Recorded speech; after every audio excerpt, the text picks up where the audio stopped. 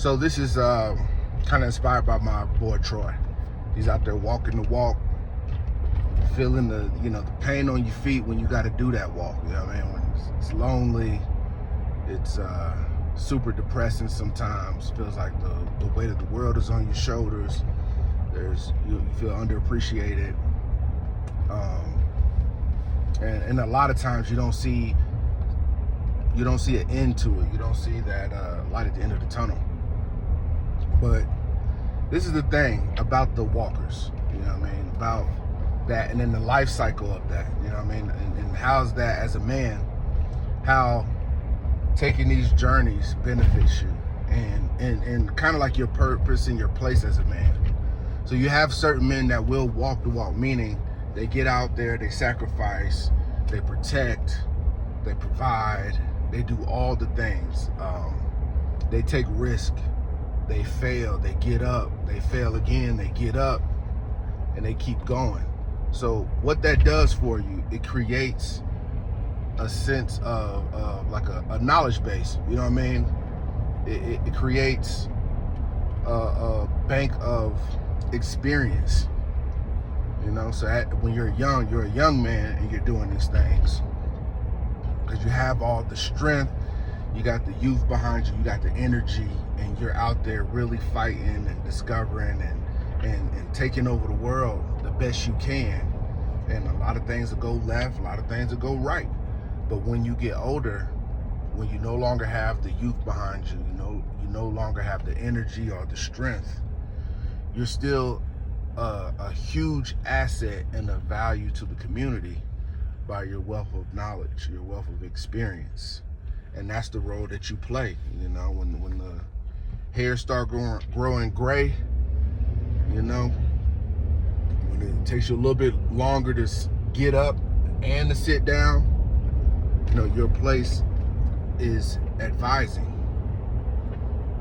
Because sometimes what we get is some of the older men, they just survived, you know what I mean? They didn't really live, they just survived this whole time. And so there is some knowledge there, but they paved no paths, you know what I mean? Because some men didn't survive, they lived and they died, but they discovered new ground in the process. But some of us that lived and survived, now we have something to share. Like, yo, I went over here where nobody from the tribe has been. I've been to these lands and where nobody been, and this is the knowledge that I'm bringing back. Versus the dude that just kind of stood up on the porch, scared to take a risk, scared to do something different, live outside the box. You know what I mean? And then, I mean, in our community, when I say live outside the box or scared to do something different, that doesn't necessarily mean anything violent at all. Anything violent at all. It's when it's competing as a man against other men in different cultures with different, you know, upbringings, with different education, getting out here and competing. You know what I mean? That's a scary thing, because you could be the big fish in the small pond. You know what I mean? Like, it's easy in your neck of the woods or your hood or whatever, being the toughest guy or whatever. But when you have to come out here to the big world and then put your brain up, how smart are you? Can you compete in the world where it's every day, everyone around you is trying to get theirs? They're just as smart as you, you know, so your work ethic has to be on point. You got to compete every single day. You got to outthink this person, and they thinking 3 years ahead. You got to think 10 years ahead. You know what I mean? Can you do that?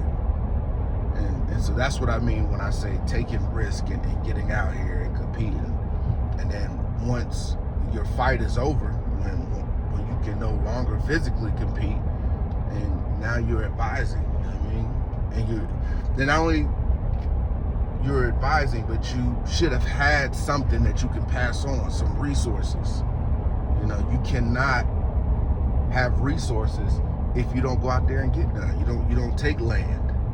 And I don't mean physically take land. I mean, you want some property and stuff, but I mean make something yours. You don't need to be a millionaire to have a good resource. You know, whatever skills you do. I know a lot of guys I grew up with work for the city, you know, doing skilled labor. Brother, all you got to do is complete the schooling, invest that money, get that license, and then same thing you doing every day that you may be making, you know, $1,500 a week, you could be making $5,000 a week. And then you take that resource, that skill, you put your name on it, and you can pass that on. That don't mean you can become a millionaire, but I mean, understanding how a bump in your family income from $60,000 to $250,000 a year could change, you know, your life, and not just your life, your family's life, you know, in the long term. There's a huge difference between what you can do for your kids as far as supporting them, you know, if they're playing sports, getting them into all of these leagues and stuff like that. If their thing is education and science, being able to support those dreams and get them access to stuff that helps them push forward in their lives. So the walk is hard. The walk is lonely. Your feet are going to hurt. Your back's going to hurt. You always are wanting for rest and relaxation, but it's the long game that we're doing this for. So keep pushing, Troy.